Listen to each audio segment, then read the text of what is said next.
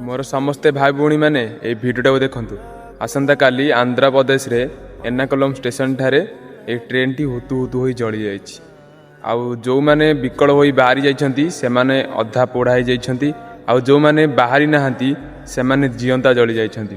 केते दुखर कथा हेइथिबो भाबिलो।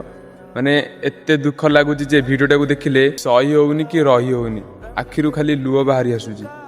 भाई भौणी मैंने यही घटनाटी आंध्र प्रदेश रे हेइछि एर्नाकुलम स्टेशन ठारे। आपण मैंने जानते विशाखापट्टनम टू किछि बाट दूर रे। बहुत दुख लगुचे भिडियोटा को देखिले। बहुत लोक जली जाइछंती, जियंता पूरा जली जाइछंती। आउ जो माने कष्ट रे बाहरी जाइछंती से माने भी अधा जली जाइछंती। ए ट्रेन टी सुपरफास्ट एक्सप्रेस थिला। पूरा ट्रेन जलिनी, केतेटा बगी पूरा जली जाइछि मझिरु। बहुत दुख लगुचे भिडियोटा को देखिले।